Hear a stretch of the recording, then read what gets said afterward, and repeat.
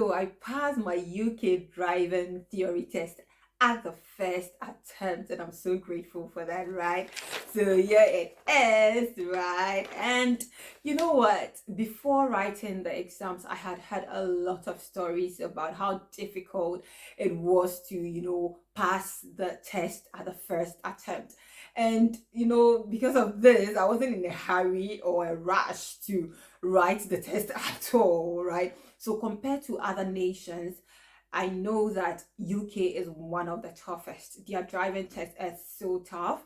And so hearing all the stories around from friends, from other people who had already written it and all that, making several attempts before passing, I just didn't want to rush it at all. I didn't want to. So I actually had to go through some lessons here and there before I felt a bit confident to write my test. So in today's video, I'm just going to tell you more about how I went about it.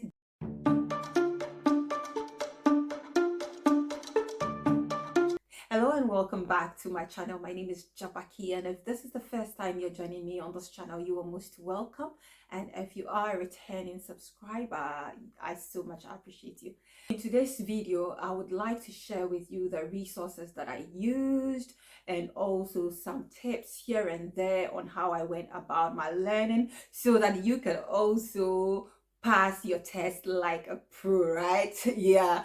And at the first attempt, it's actually possible to pass it at the first attempt. And that was something that I was a bit, conscious of. So I would say there are three main parts to getting a full driver's license in the UK. First of all, you will need to get a provisional driver's license.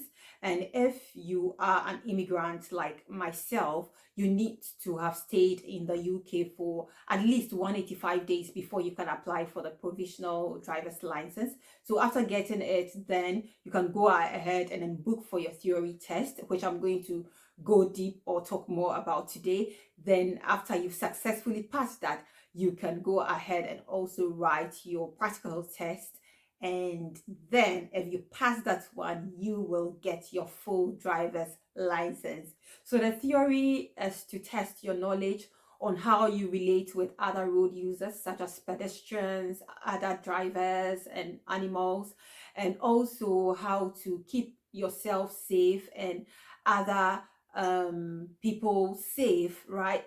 And also it's to check how alert you are, road signs, how to maintain your vehicle, and how to drive in all weather such as snow, rain, and all that, right?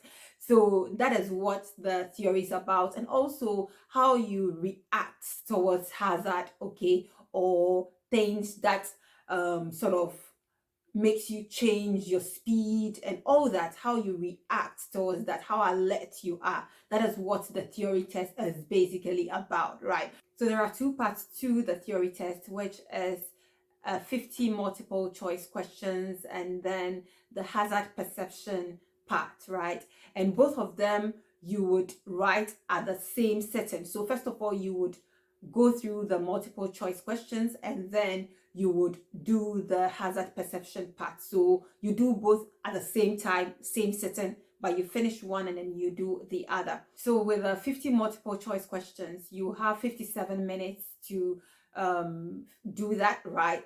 And also you need to get 43 correct answers out of the 50 before you can pass that aspect. So this covers the highway code and as a lot, right? It's so much, the book, and I would advise that you personally read it. I know people depend on past questions, just reading the multiple questions, answering them over and over again, but I decided to go through the highway code, and I would just advise you to do that because with that you have the knowledge that you need, and you wouldn't just be depending on past questions, so that you'll be a bit confident of what you're going to write, right? It's all about road signs and traffic signs and also documents and how to identify vulnerable road users. It's about how you can maintain your vehicle, and all that is in the highway code. So just read it, and then you have the knowledge and be confident to answer those questions. After finishing the 50 multiple choice questions, you are given 3 minutes of break, right, before you start the hazard perception test, which is for 20 minutes, where you'll be shown 14 clips, each lasting for 60 seconds. So 13 of those clips would have just one hazard that you must identify, and then one of them will have two hazards that you must identify. There is a maximum of 5 points per hazard, so in total 15 hazards, 5 points each, you would get 75 points. So that is the maximum sort of mark that you can get for the hazard perception part. So the hazard perception is video based, which requires that you click the mouse, the computer mouse, whenever you identify a hazard, right? So in simple terms, when you see in the video a hazard coming up or developing, you are supposed to click the mouse, and then that would show that you have seen it or identified it. So it's very important when you sort of see that hazard and how fast you are able to identify it and click the mouse. That's what will determine your sort of mark, or the mark that you get for that particular part. Some of the likely hazard you may come across as children playing on the pavement and their ball just getting onto the road. When you see the ball thrown to the road, you may not see the children first, but that would mean that they are kids playing and you should slow down, and that's a possible hazard.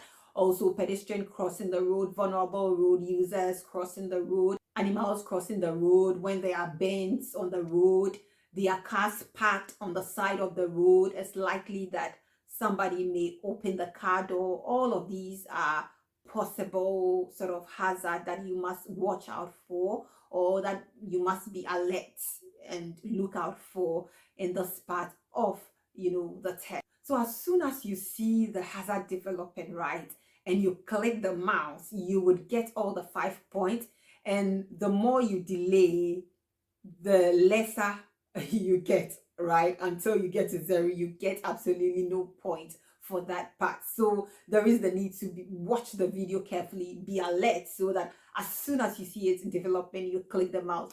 And look, don't be tempted to just keep clicking and clicking and clicking and clicking, right? If you do that, the system will flag it down and you get absolutely no points for that particular video. So just don't do that. Don't just be clicking for clicking's sake. Okay, maybe it might be this, it might be that. I felt that, sort of, like say, temptation, where I feel, maybe should I click, should I not click? So that means that you must be very focused on the video, because you're not going to just be clicking. So it will mean that you must watch it, you must be focused on it, as if you were really, really driving, right? You were on the road driving, and then you click at the right time that you see the hazard developing. Other than that, forget it. You will lose the mark for that particular video, and that'll be it. Your 5 marks gone. You can get a lot of free practice tests online on the government website, and also when you search on Google, you'd see a number of free tests that you could practice with. But I mean, they all offer sort of like limited kind of practice tests that you could go through, right? So I also got driving test theory 4-in-1. So they have the free version, which has limited videos and questions. So the full version goes for around £4.99. So it comes with the highway code. You would get the hazard perception questions and videos. You would also get some mock questions on the theory, many of them that you can practice. You can flag down, you can monitor your progress on how you're doing. And also on the right hand side, you can see how the hazard perception, videos work, and how the red flag shows that there's been a hazard identified and all that. So there's a really good app that I would recommend for everyone looking to write their theory test. Another thing also is that you would appreciate the learning more if you see the things that you are learning in action, right? So I would advise that you first of all maybe start your practical test first before you write your theory test, or you get in the passenger seat and let the driver give you a commentary sort of on what's going on, or see what's around you, the road signs, ask questions, how things are going. That would help a lot. In my case, sometimes I would see something that I read in the book, and then maybe I would ask my husband or ask the driver during the practical test, and then they'll be able to give me much more explanations and all that. So we'll be driving, and then I'll see something. Okay, so this is it. Okay, so this sign is that. Okay, so this is a primary sign, there's a secondary sign, and this is going on, that is going on. So I believe strongly that if you sort of get exposed to what is practically going on, it would make the learning much more sort of enjoyable, or much more easier for you. Okay, so that is one thing that I would strongly advise that you do. Also, bear in mind that you must pass both the hazard perception and also the multiple choice questions before you can qualify to have your practical driving lessons. If you fail one of them, you would have to reset both of them. For instance, the pass mark for hazard perception is 44 points out of 75 points. If you get maybe 40 points, that means that you have failed the hazard perception, and you would have to write that as well as the 50 multiple choice questions again. So just make sure that you are truly prepared and ready for that, or else you would, as I said from the beginning, have to rewrite that again. And your theory test is valid for 2 years. After 2 years, if you haven't written the practical test to get your full license, you would have to rewrite. So now I'm going to share with you the marks that I got for the various parts of my theory test. I've already told you that the pass mark for the multiple choice is 43 marks. So out of 50, I had 47 out of 50. So I had 3 of them wrong. And for the hazard perception part, 44 is the pass mark, and I had 62 out of 75.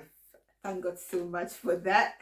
And yeah, so that is basically how it went. I'm so grateful to God for that, the fact that I was able to pass. And now I'm concentrating on my practical test, which is a story for another day. I hope this video has been helpful, and if you have any questions or comments, just drop it in the comment box. Thanks so very much for watching this video. Till we meet again, take care of yourselves, and it's bye for now.